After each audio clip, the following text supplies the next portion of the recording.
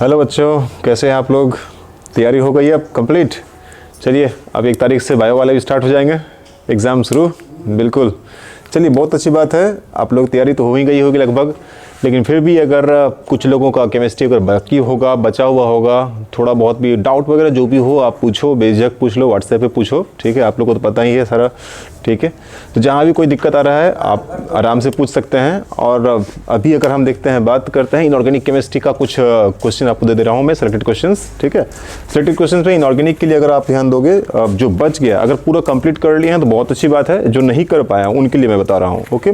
जो कर चुके हैं बहुत अच्छा है, फिर से वो रिवाइज कर लीजिएगा। पहला आप देख लीजिएगा, इसमें hydrogen bonding of ammonia and water, ये एक रिलेशन आपको पूछेगा अमोनिया और वाटर का, ठीक है। अमोनिया और वाटर में आपको पता ही है, ऐसे तो FON आपको पता है हाइड्रोजन बॉन्डिंग के लिए, फोन, यस, ठीक है। तो फोन कनेक्टिविटी करता है तो उसमें ध्यान रखिएगा।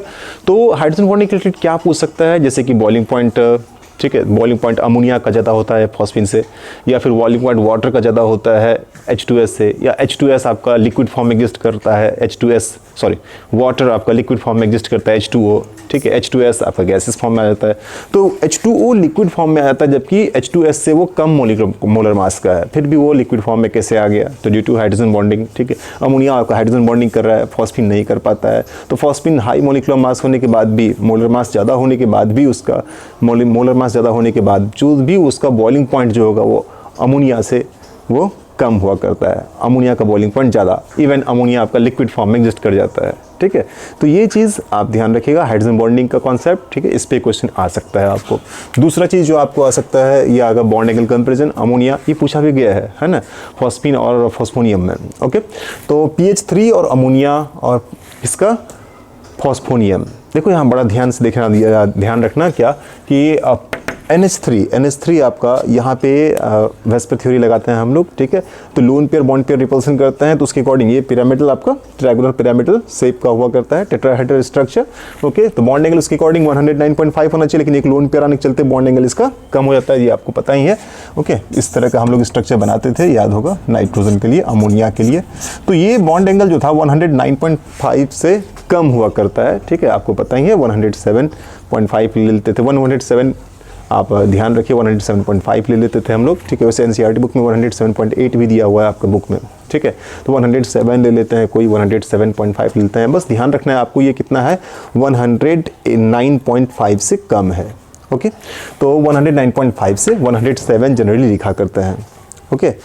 चलिए, तो ये हो गया आपका अमोनिया का बॉन्ड एंगल। फॉस्फिन का अगर हम बात करते हैं PH3, तो PH3 हालांकि ये हमारे सिलेबस में बताइए नहीं था, लेकिन बॉन्ड एंगल दिया हुआ है सारे मैंने नाइट्रोजन को छोड़ के बाकी सारे जो मॉलिक्यूल हैं, जिसको ड्रैगो मॉलिक्यूल बोलते हैं। ड्रैगो का कॉन्सेप्ट अभी नहीं पढ़ना था आप लोगों को, ठीक है। बिकॉज उसमें होता क्या है कि वो sp हाइब्रिडाइजेशन नहीं हो पाता है, ठीक है। वो हायर क्लास में आपको पढ़ना है मेरा, ठीक है। तो फिर भी आपको बताया था मैंने ड्रैगो के बारे में, ठीक है। तो फॉस्फिन बॉन्ड एंगल अप्रॉक्सीमेटली 90 जाएगा, ठीक है। बाकी जितने भी हैं, ठीक, फर्स्ट मेंबर जो आपका फर्स्ट चीज़ का जितने भी एलिमेंट है उनको छोड़ दीजिए, हाइड्रोजन से बॉन्ड जो हो रहा है, उसके बाद बाकी जितने भी हैं, ओके। उन सब में क्या होता है, ड्रैगो मॉलिक्यूल जो हो जाते हैं, ड्रैगो मॉलिक्यूल क्या करते हैं, 90 डिग्री का एंगल बनाते हैं, ठीक है। तो ये 90 के आसपास में इसमें एंगल आ जाएगा। लेकिन वही फॉस्फोनियम अगर बन जाता है, तो फॉस्फोनियम में सिमेट्रिकल अरेंजमेंट हो जाता है, तो वहाँ ड्रैगो कॉन्सेप्ट नहीं रहता, वहाँ हाइब्रिडाइजेशन होता है। तो वहाँ पे S हाइब्रिडाइज करता है P के साथ में, और वहाँ पे परफेक्ट टेट्राहेड्रल स्ट्रक्चर बनता है, और वो सारे के सारे एंगल इक्वल हो जाएंगे, जैसे कि अमोनियम आयन का होता है, वैसे ही फॉस्फोनियम आयन का हो जाएगा। तो यहाँ भले 90 है, लेकिन इस केस में हमारा क्या हो जाता है, बॉन्ड एंगल 109.5 एग्जैक्टली जैसे मीथेन का होता है, वैसे ही सेम, ओके। तो ये ध्यान रखिएगा। तीसरा जो आपका आएगा, ये आएगा फॉर्मूला ऑफ एपेटाइट, ठीक है। एपेटाइट का फॉर्मूला, ये आपको क्वेश्चन आ सकता है, ओके। एपेटाइट ध्यान रखिएगा, एपेटाइट में करना क्या है, ये कैल्शियम फॉस्फेट को 3 टाइम्स कर देना है, कैल्शियम फॉस्फेट, ओके, याद है ना, हाँ। कैल्शियम 2 प्लस और फॉस्फेट 3 माइनस, ठीक है, क्रॉस मल्टीप्लाई कर लीजिए। तो ये बन जाएगा क्या, Ca3, okay, PO4, okay, Ca3PO4 whole twice. अब इसी मॉलिक्यूल का 3 टाइम्स कर लीजिए, इस मॉलिक्यूल का 3 टाइम्स, तो ये बन जाता है Ca9PO4 होल 6, ठीक है, डॉट CaX2। तो ये X2 यहाँ पे X आपका हैलोजन है, जो हैलोजन यहाँ पे पुट करेंगे उसके अकॉर्डिंग उस नाम, उस एपेटाइट का नाम दे देंगे, ठीक है। जैसे कि अगर मान लीजिए यहाँ CaF2 पुट कर देते हैं, तो CaF2 अगर कर देंगे तो ये फ्लोरीन का एपेटाइट, फ्लोर एपेटाइट। अगर Cl2 कर देंगे तो chlorapatite, Br2 and so on, ठीक है। तो यहाँ पे X2 आपका दिया हुआ है, ठीक है। तो दूसरा साल्ट कैल्शियम क्लोराइड का साल्ट, यहाँ पे कैल्शियम फ्लोराइड का साल्ट, कैल्शियम हैलाइड का साल्ट इसमें पुट कर देना है, ओके। उसके बाद नेक्स्ट आप करते हैं दूसरा चीज़, और क्या पूछेगा कि नाइट्रोजन आपका, नाइट्रोजन जो है +5 ऑक्सीडेशन स्टेट में एग्जिस्ट करता है, यस करता है, ठीक है। नाइट्रोजन का ऑक्साइड था +5 में, नाइट्रोजन का एसिड होते हैं HNO3, ठीक है, +5 स्टेट में। तो HNO3 एग्जिस्ट कर रहा है +5 स्टेट में, ओके। तो +5 ऑक्सीडेशन स्टेट में नाइट्रोजन एग्जिस्ट करता है, लेकिन ये पेंटावैलेंट नहीं होता है, क्यों, ये आपको पूछेगा, ओके।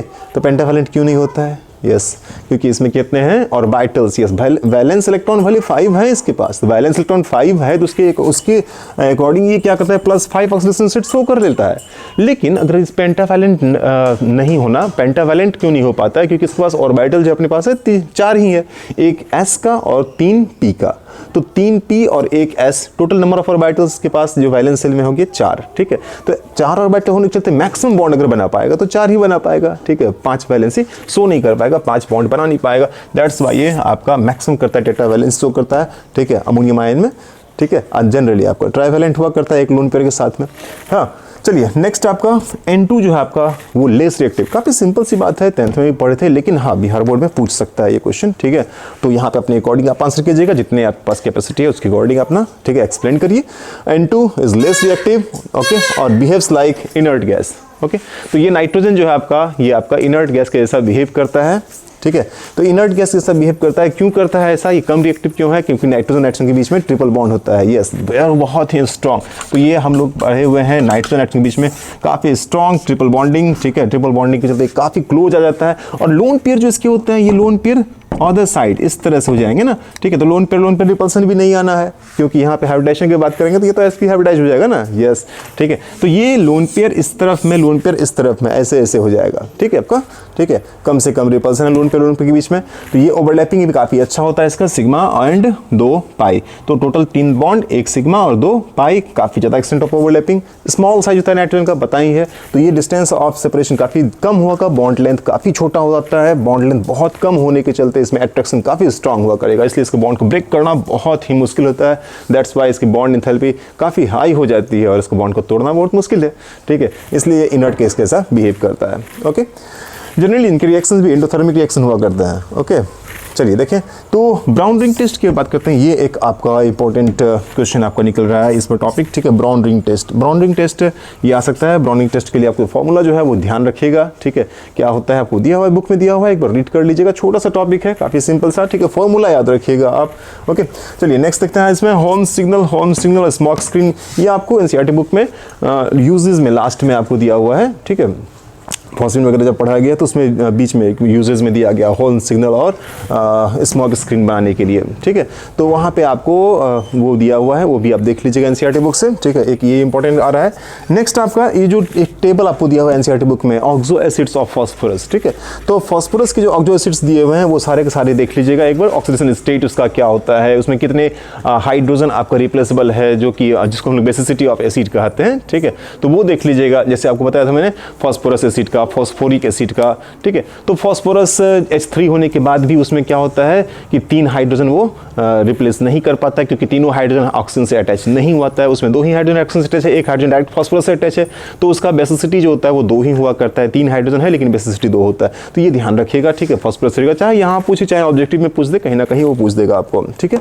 तो ऑक्सो एसिड्स ऑफ फॉस्फोरस जो भी हैं उनको देख लीजिएगा, ठीक है। नेक्स्ट आपका एक और जो निकल रहा है अब यहाँ से, बहुत इंपॉर्टेंट और एकदम 100% ध्यान रखिएगा, ऑस्टवाल प्रोसेस। इस बार ऑस्टवाल प्रोसेस बिल्कुल आने वाला है, एकदम आप ध्यान से इसको रीड कर लीजिएगा, ठीक है। याद कर ही लीजिएगा ऑस्टवाल प्रोसेस को, ठीक है, क्योंकि आपको कॉन्टैक्ट प्रोसेस पूछ चुका है, हैबर प्रोसेस पूछ चुका है, ठीक है। तो हैबर प्रोसेस हो चुका है, इस पर पिछला बार पूछा है, ठीक है। कॉन्टैक्ट प्रोसेस के पहले पूछा गया है, तो कॉन्टैक्ट प्रोसेस भी देख सकते हो, ध्यान रखना। लेकिन इस बार ज़्यादा चांस है आपका इसमें ऑस्टवाल प्रोसेस का। और दूसरा एक डेकन प्रोसेस, क्लोरीन का सिंथेसिस, ठीक है। तो डेकन प्रोसेस ये भी ध्यान रखिएगा, ठीक है, डेकन प्रोसेस। ओके, एक और टॉपिक, एक छोटा सा मुझे ध्यान आ रहा है ब्लीचिंग पाउडर का, ठीक है। हो सकता है कि आपको पूछ दे, चाहे ऑब्जेक्टिव में ही इसका क्वेश्चन पूछ दे या फिर 2 मार्क्स में पूछ दे। फॉर्मूला ब्लीचिंग पाउडर का ध्यान रखिएगा, ठीक है, जो बताया था मैंने पूरा का पूरा, यस, वाटर के साथ में, ठीक है, हाइड्रेटेड फॉर्म में। तो पूरा का पूरा ब्लीचिंग पाउडर का थ्रू आउट फॉर्मूला याद रखिएगा, ठीक है। ओके, इतना तक कर लीजिए। इसके बाद एक और चीज़ देखना है आपको कि एग्जाम्पल जो आपको दिया हुआ है एनसीईआरटी में 7.1, 7.7, 7.8, ये ध्यान रखिए। वैसे आप जितना ज़्यादा कर सकते हैं कर लीजिए, क्योंकि अब समय काफ़ी कम है, तो इतना कम समय में आप जितना पॉसिबल हो सके उतना करिए। ओके, जो भी डाउट हो आप पूछ लिया कीजिएगा, ठीक है। Thank you. चलिए नेक्स्ट करते हैं हम लोग यहाँ से। अब इसके बाद डी एंड एफ ब्लॉक, उसमें देख लेते हैं कि कौन कौन से क्वेश्चन आ सकते हैं, क्या क्या प्रोबेबिलिटी है, ठीक है। Okay, welcome again. देखिए अब हम बात करते हैं डी एंड ए ब्लॉक। बड़ा सिंपल सा, एकदम सिंपल सा, कुछ नहीं दे रहा हूँ मैं, एकदम सिंपल सा, छोटा सा, मतलब 1 घंटे भी नहीं लगेंगे, आप आराम से उसको कर लेना, ठीक है। D and A block. Okay, question अगर आएगा तो आपको एक क्वेश्चन मुझे दिख रहा है जो ये interstitial compound and alloy formation, ठीक है। तो कौन कौन से एलॉय बनते हैं वो ध्यान रखिएगा, ठीक है। जैसे कि ब्रास, ब्रॉन्ज, सोल्डर, ये सब हो गया। तो ऐसे ही एलॉय कौन कौन हो सकता है, ठीक है। और दूसरा एक इंटरस्टिशियल कंपाउंड। इंटरस्टिशियल कंपाउंड क्या होते हैं इसके बारे में, और कुछ इंटरस्टिशियल कंपाउंड के नाम, ठीक है, जो आपको एनसीईआरटी में दिया हुआ है। इंटरस्टिशियल कंपाउंड बस उतना ही, ओके।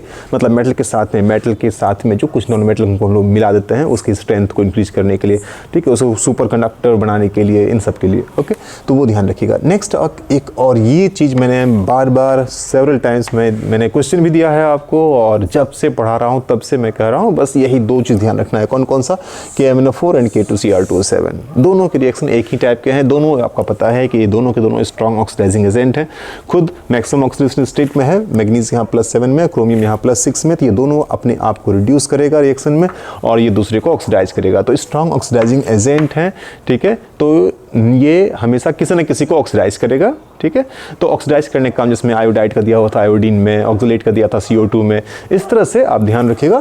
तो ये ऑक्सीडेशन का काम ऑक्सीडाइजिंग एजेंट की तरह बिहेव करेगा। तो इनकी जो रिएक्शंस हैं KMnO4 K2Cr2O7 के, वो आप ध्यान रख लीजिएगा, क्योंकि इनसे क्वेश्चंस हर साल आते हैं, हर बार आता है, आना ही है। CBSE बोर्ड में भी आता है, बिहार बोर्ड में भी आता है, ठीक है।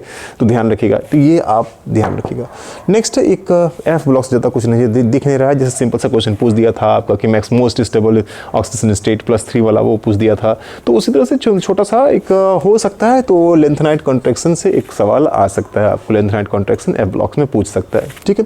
नेक्स्ट आपका कोऑर्डिनेशन कंपाउंड से क्या क्या हो सकता है। कोऑर्डिनेशन कंपाउंड से ज़्यादा डिटेल में तो नहीं पूछने जाएगा, ठीक है, बहुत ज़्यादा। तो आप कोऑर्डिनेशन टर्म्स जितने भी हैं, ठीक है, important terms of coordination compound, ये आप रीड कर लीजिएगा। इंपॉर्टेंट टर्म जिसमें कि आप कोऑर्डिनेशन स्फीयर क्या होता है, ओके, क्या बोलते हैं, कोऑर्डिनेशन नंबर क्या होता है, ये पूछा जाता है, ओके। तो कोऑर्डिनेशन नंबर क्या है, कोऑर्डिनेशन स्फीयर क्या है, लिगेंड क्या होती है, लिगेंड कितने टाइप के होते हैं, तो लिगेंड के बारे में एक बार डिटेल से देख लीजिएगा, ठीक है। तो वो हो गया यहाँ तक। इसके बाद naming and formula of complex compound, ये आप तो नेम अच्छा से होगा पता, ठीक है। अब समय भी नहीं है कि अब उसको समझें करें, ठीक है। जितना पता है उतना से कर लीजिए। अगर आ रहा है तो अच्छी बात है, नहीं आ रहा है तो दूसरे उस सवाल पे ध्यान दीजिएगा, ठीक है, क्योंकि अब टाइम नहीं है आपके पास कि आप उस चीज़ों को समझिएगा, पढ़िए, ओके। तो लिगेंड, ये कॉम्प्लेक्स कंपाउंड का नेमिंग, कॉम्प्लेक्स कंपाउंड का नेमिंग और उसका फॉर्मूला, अगर नाम दिया रहे तो उसका फॉर्मूला लिखना, और फॉर्मूला है तो उसका नाम, ठीक है। जो लोग अच्छे से जान रहे हैं एक बार उसको रिवाइज कर लीजिएगा। जिनको थोड़ा बहुत डाउट है तो एक बार कोशिश कीजिए क्लियर होने का, ज़्यादा समय नहीं देना है, ठीक है। 15-20 मिनट में अगर क्लियर हो पाया, ठीक है, मैक्सिमम आधा घंटा क्लियर हो पाया तो ठीक है, नहीं हुआ तो उसको छोड़ देना है, क्योंकि टाइम अब नहीं है आपको, ठीक है, कहीं और बिताने के लिए। चलिए नेक्स्ट एक और चीज़, प्राइमरी एंड सेकेंडरी वैलेंसी, ये ध्यान रखिएगा। शुरुआत में ही था वर्नर थ्योरी पूछा गया था, ठीक है। हाँ, तो इस बार वर्नर थ्योरी पूछने का चांस तो मुझे नहीं दिख रहा है, लेकिन हाँ, प्राइमरी सेकेंडरी वैलेंसी से क्वेश्चन आ सकते हैं। तो प्राइमरी एंड सेकेंडरी वैलेंसी क्या है ये आप ध्यान रखिएगा, ठीक है, ओके। चलिए ठीक है, अच्छे से तैयारी कीजिए, ओके। ऑल द बेस्ट मैं अभी से ही कह दे रहा हूँ, ठीक है, आपके एग्ज़ाम के लिए, क्योंकि अब तो स्टार्ट ही हो जाएगा, ओके। और नेक्स्ट बचा ऑर्गेनिक का, देखता हूँ मैं, अगर आपको नीड होगा तो बोलिएगा, मैं वो भी डाल दूँगा, ओके। और अगर कर लिए हैं तो कोई बात नहीं है, कैरी कीजिए, अच्छे से तैयारी कीजिए और बढ़िया से एग्ज़ाम दीजिए। Thank you.